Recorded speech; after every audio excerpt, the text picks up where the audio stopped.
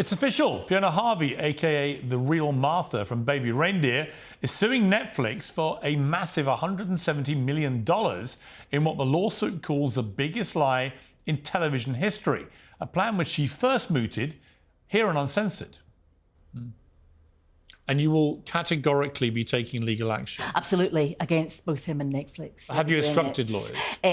We've instructed them in part, but we want to explore all the options out there. There are a number of people to sue. If the investigation, if you sue and there's discovery, and it turns out that 41,000 emails did come from a device belonging to you, how would you feel about that? I wouldn't be suing if I thought there were 41,000 emails out there.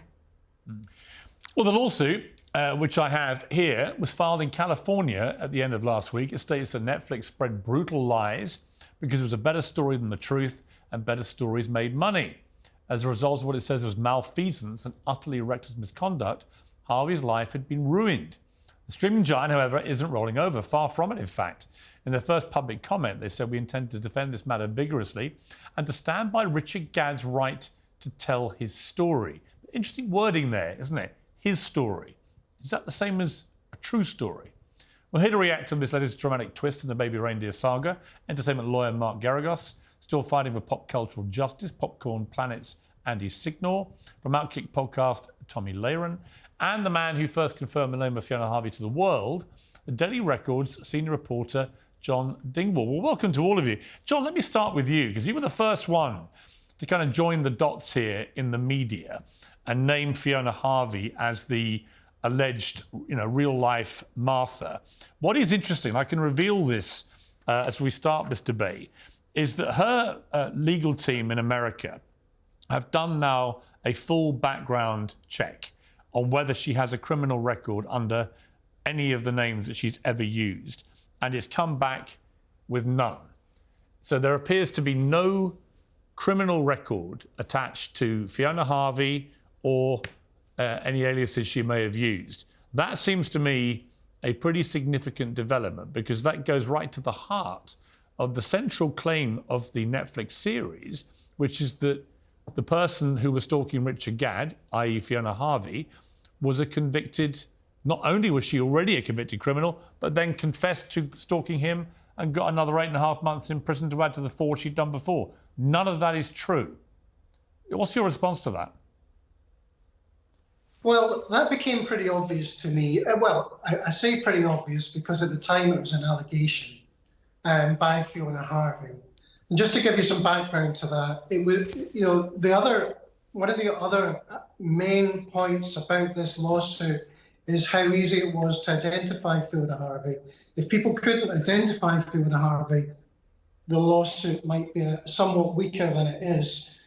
I managed to find that Fiona Harvey was the real-life Martha in a matter of minutes. How? That's how I was able to contact her. So that's the first thing. Yeah, but on that, John, just to jump in there, just because viewers will be fascinated, you found out who she was in minutes, but how? I Googled real-life Martha Baby Reindeer. Wow. What, and up came Fiona Harvey? That's how simple it was, yes. Because the internet sleuths had already been on the hunt. As soon as I found out the name Fiona Harvey, I checked the Fiona Harvey social media accounts. I saw the Curtains tweet or whatever website, whatever social media it was on, and it became clear that this was Fiona Harvey. I was then able to find out where Fiona Harvey lived because she pretty much said so on her social media. And from there, I was able to call her the following morning.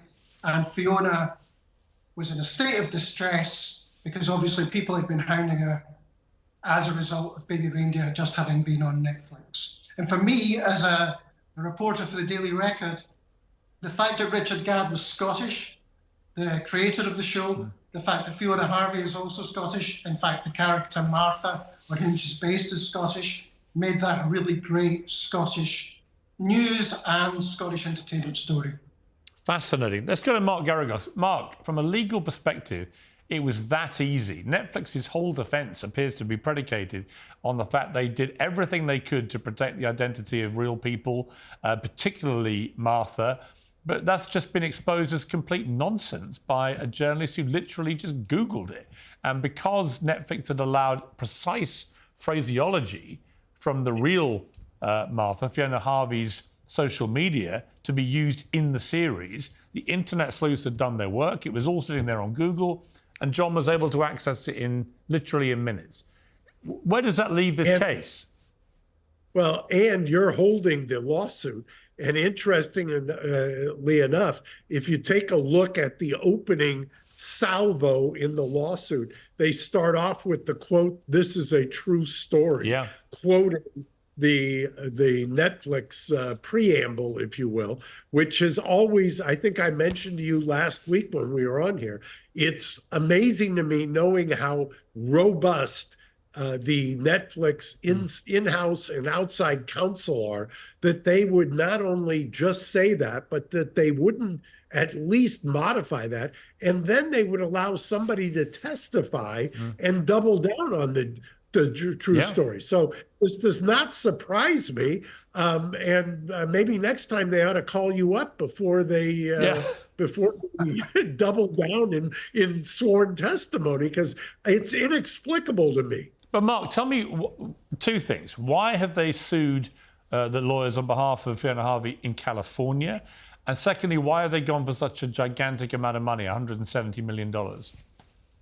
I think that what they're going to say is the damage model is that they're going to back into the number from what they are estimating the total revenues are on the basis of casting her as the villain here. So they're going to have somebody who's going to get up and presumably testify that Netflix has generated that amount of money based on this story. What they also, the reason that they're doing this in California is Netflix headquarters is there. There's not going to be, and they filed in federal court. So if they had filed somewhere else, there would have been all kinds of litigation as to whether or not it should have moved to California anyway.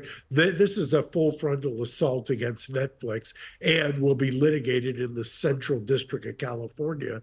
And I expect Netflix will immediately filed what's called a 12B6 motion, which is basically, this is a motion to dismiss. This is part of our art of storytelling, and double down on this idea that they can tell Richard Gadd's story. Interestingly, also, Piers, you hit on one of the things that I expect her lawyers to say back is, well, you can tell his story, just don't claim that it's the true story. Right. Tomi Lahren, I mean, we're in a My Truth era, as beloved by Meghan and Harry and all these other characters. Is this where My Truth hits reality of the truth? Because it's very hard when you put "this is a true story" at the start of something that then calls someone a convicted criminal, and she isn't. Very hard to justify it by saying it's my story. Well, if it ain't true, it ain't the true story.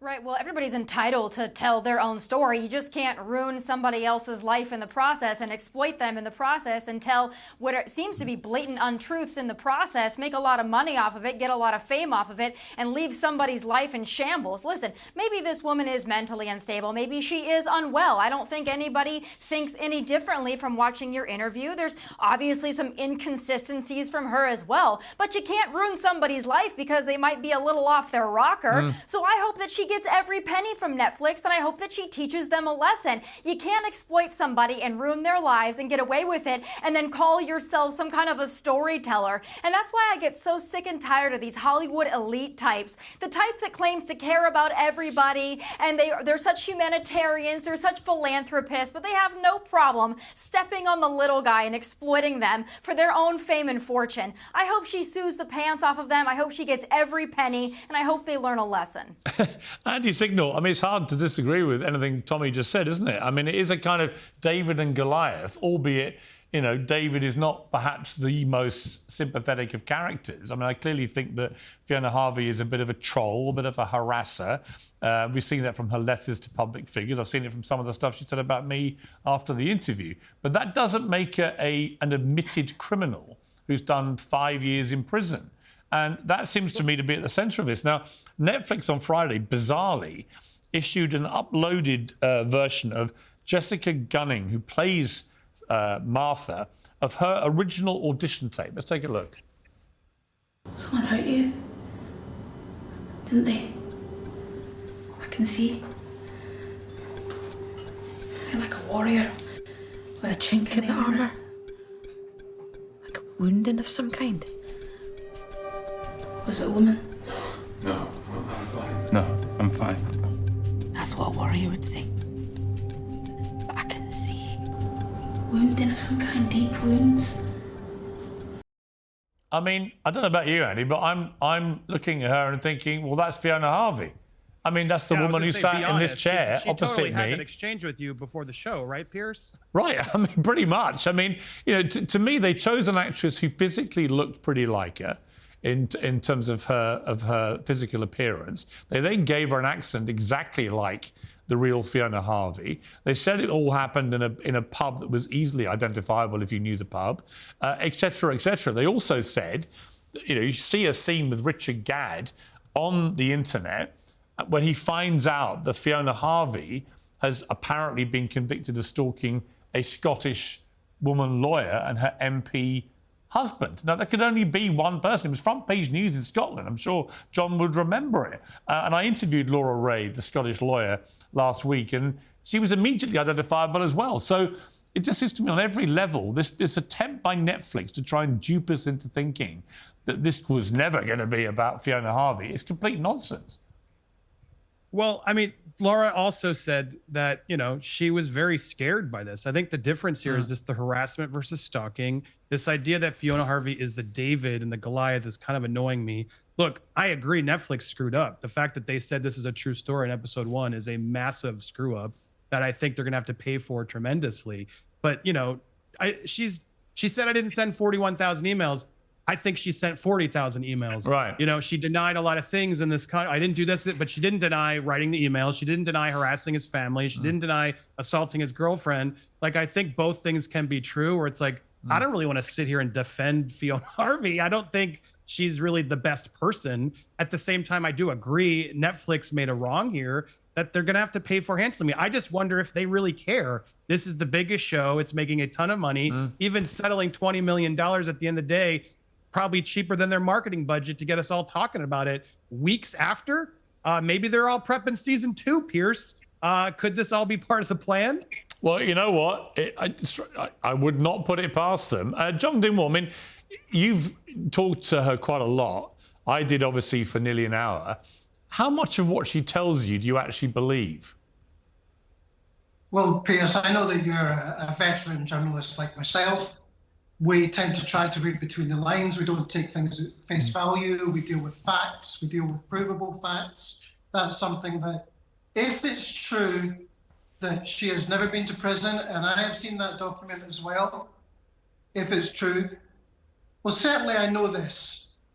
One of the first things I did after speaking to Fiona Harvey, like you, was call Laura Ray, speak to Laura Ray. Laura told me that she had started interim interdict proceedings against her.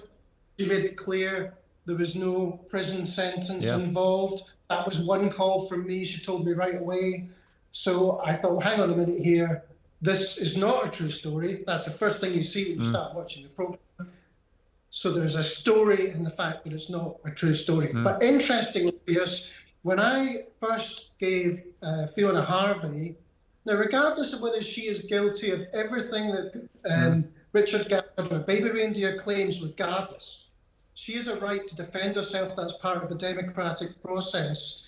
And if you're a serial killer or an alleged serial killer, you have a right to speak your defense. Now, when I spoke to Fiona Harvey, and she was very distressed, I felt she had a right to at least put across her side of the story, since Netflix is a very powerful organization. Tens of millions of people were watching this television program. Nobody had heard from her. So when I interviewed her and I put that first story in the paper, 2 very interesting things happened. One, people came to me and said, how can you speak to her? She's a convicted criminal. Yeah. Now that's really interesting because they were taking it as a true story. Yes. they believed it. So that's really interesting. The second interesting thing is, I need to be careful because of legal reasons. I was contacted and I was criticised for putting true story in quote marks and for giving, and I'm talking about on the side of the V side, if you like, criticised for giving Fiona Harvey a voice. Yeah. So there were... And so was I. Well, it's interesting on that point. Yeah. So was I. And I was also accused of platforming somebody who was clearly, as you say, many people assumed that she was a criminal because they'd seen the series. But secondly, that she was mentally ill. And yet Richard Gadd, by his own admission, had already said he had suffered from a lot of mental illness, and nobody had any compulsion about the fact he had this gigantic platform, both at the Edinburgh Festival in a theatre format, then in the Netflix series, then on interviews. He was on the Today programme in America, and he was asked if he was worried about the real Martha's identity being revealed. Let's take a look.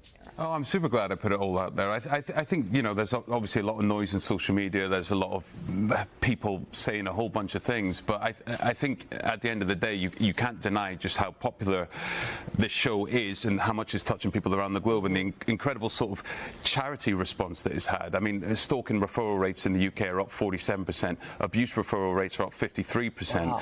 You know, the show is having a phenomenal impact and doing a hell of a lot of good in the world. And I know there's a lot of talk and a lot of conversation online and a lot of people saying different things. I think for every single part, there's about 5 people claiming to be a part. You know, I've been sent videos, oh, this is the real life Terry. I'd never seen them before in my life. So there's a lot, the internet's always going to do its thing, but I think it all just serves as a distraction from the actual good that this show is doing. Were you worried? Forget about what the internet was saying. Were you yourself concerned? Yeah, I've learned to be robust in my life. I've sort of had to be to be sitting on a couch like this, having been through the things that I've been through. So I wasn't worried, and I ultimately I was so fixated on just trying to make the show as good as possible, and that's what kind of took up my headspace during the writing process. I mean, the trouble is, Mark Geragos, I mean, all of that is fine, but it doesn't change the central point of all this, which is Netflix say it's a true story, and there's a bunch of lies in there about this woman, Fiona Harvey, who they've dragged through the ringer. And when he says, oh, there could be loads of people, presumably including Martha,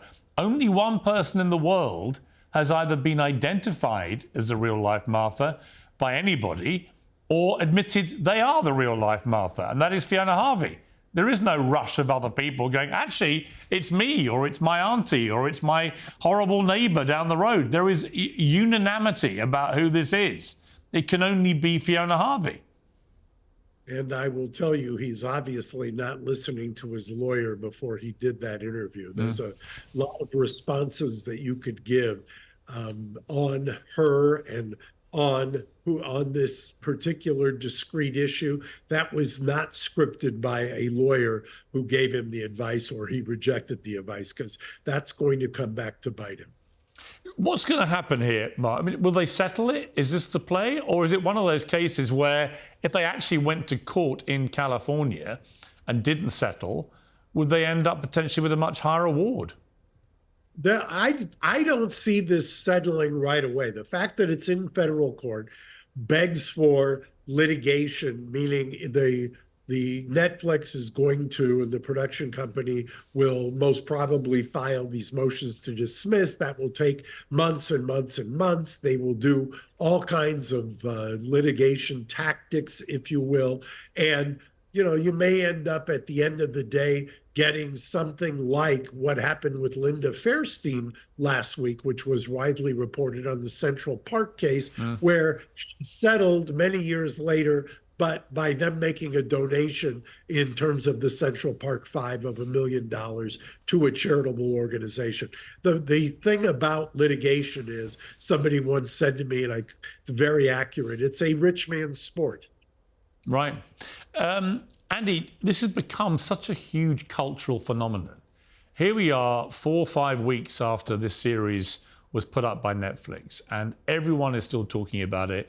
Everyone is making headlines in their own different ways. The real actors, the real Martha, the real lawyer in Scotland, and so on. It's become an extraordinary phenomenon, isn't it?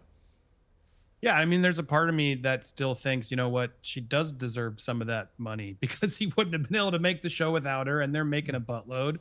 And yeah, she's now got to deal with a lot of people harassing her. I hope we get to see this case through and really find the truth of it, not his truth, not her truth, but the truth of it based on Laura Ray and your experiences and others that we've heard. Yes, it does seem like there might be a mental illness, but I think it's more. She does seem a little diabolical, and those things may have happened, but she's still able to use this lawsuit as a way to still get at her prey. And that's what I worry. And that's why I worry about trying to treat her as this, oh, she's now the hero and winning all this money. And the reality is this is only going to inflame her to do it more and get away with it. That's what I'm worried about, because it can be hard to actually convict a stalker. Well, interestingly, you know what's interesting, and I'll come to John for this. What was interesting about it was when Laura Ray sat with me here last week, she revealed that the moment she got the interim interdict awarded by a court against Fiona Harvey, telling her to back off, she did back off completely. She didn't hear from her again. In fact, the next time she heard from her was when this all blew up a few weeks ago. And she was horrified.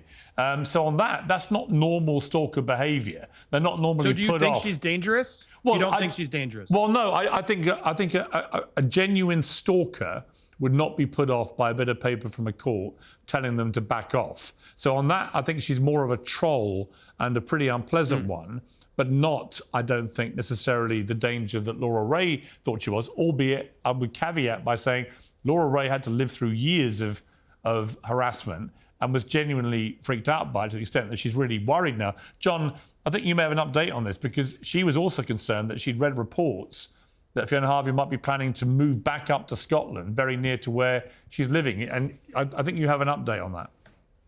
Yeah, I mean, I spoke to Fiona Harvey about this, and she denies emphatically that she says, look, I can't even leave my house unless it's under cover of darkness. I'm terrified people are going to recognise me. And this is part of the lawsuit. Part of the lawsuit is here's a woman who is ill as a result, stressed out as a result.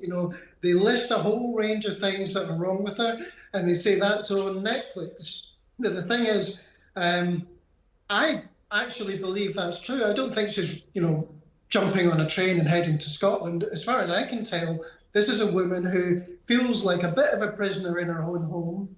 And I think she is terrified. She's terrified to Google, in case she sees things about herself. She's asked me if I can send her specific articles because she doesn't want to have to go online because she might see something else. So, yes, what's said about, she may have done this, she may have done that. That's all very well. But it's the things that she hasn't done that this lawsuit is about. Now, interestingly, though, Piers, if it ever did get to court, then a lot of dirty washing is going to come out. Yeah. Remember Amber Heard versus Johnny Depp? Yeah. I mean, people feasted on that for weeks and weeks. And so both people will be put through the ringer. But I think in the end, if you're Netflix, you don't want it to go to court.